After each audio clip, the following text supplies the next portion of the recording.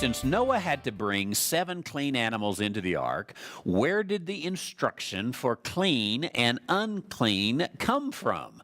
Another great question, because we do remember, of course, as we study the story of Noah's ark in Genesis 6, 7, and 8, that Noah was instructed 2 by 2s, and yet of the clean animals, 7. I might just add, just as a footnote, we're not exactly sure, is it 7 animals or 7 pairs of animals? The Hebrew's not terribly clear there. But regardless, we have the issue that there were at least 7 that he was supposed to bring into the ark of the clean animals. Well, this is the very first time we hear anything about clean animals. We don't know anything about clean animals until this issue here. And of course, the law of Moses, which expressed what was clean and what was unclean, didn't come for hundreds of years later.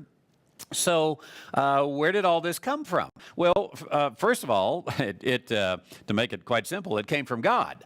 But it was not revealed to us. The details are not revealed to us. How did Noah know what was clean, what was unclean? He didn't ask any questions, so it appeared that Noah clearly understood the command. He didn't need further instruction, so the command had been given. Now remember, this was not an age of the silence of God. This was an age in which God was directly revealing to mankind, and especially through his prophets, men like Noah, men like Enoch, for example, who was I believe the great-grandfather of Noah.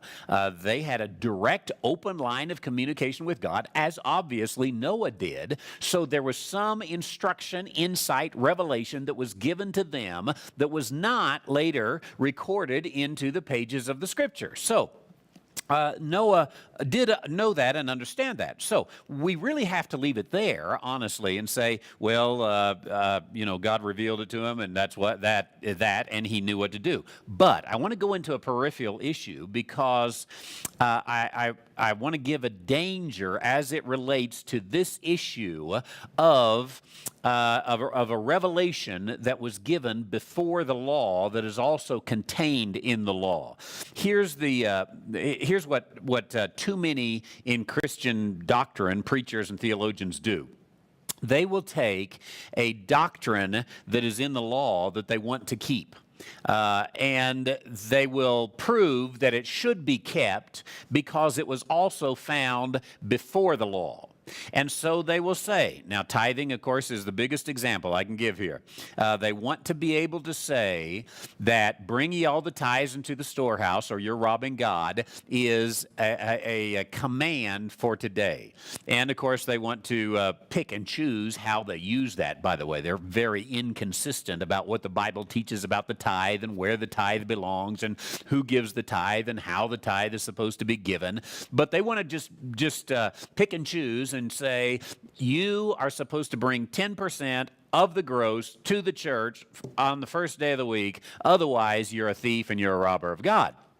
Now, then someone will say, well, wait a minute, wasn't that a command of the law? And they will say, yes, but it was actually before the law, and they will give the example of of Abraham and Melchizedek, when Abraham brought tithes unto Melchizedek. And so they'll say, see, it was before the law, it was during the law, and then they'll use Jesus as he spoke to the Pharisees, which was during the law, and they were under the law. And he would say, see, he told the Pharisees, this you ought to do, speaking of tithing. Therefore, if it was before the law, it was during the law, or expressed in the law, and it was during the days of Jesus, then you too ought to do it. Now, here's the danger and the phrase that you ought to remember.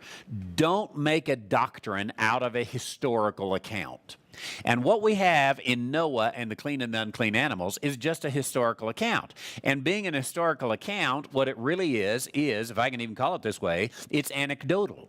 Anecdotal evidence doesn't prove anything. It just proves that somebody did that at some point in time. And all we know is that Noah was commanded to bring 7 of every unclean animal into the ark, and that's what he did. He knew what to do, and he did it. We cannot build a doctrine out of that. Noah also built an ark, and you and I are not supposed to build arks. So There will be some out there who want to say, we're not supposed to eat unclean animals. And you want proof? It's in the law. You want proof? Peter didn't. You want proof? Go back even before the law. There it is in Noah. That's building a doctrine out of anecdotal evidence or out of a historical account. We don't want to do that. So you take some issues like Sabbath keeping was before the law. 6 days the Lord created the earth. On the seventh day he rested. From the beginning, that was built into man and his relationship with God. Kosher laws, as we see here, clean and unclean. Somehow those are before the law. Sacrifices. We see Cain and Abel, of course. They're bringing a sacrifice. We don't have any instruction about sacrifice. We didn't know they were supposed to bring a sacrifice. We don't fully even know why was Cain's sacrifice not as good as Abel's sacrifice. All we know is they were bringing sacrifice, and they appeared to have some instruction on what to do.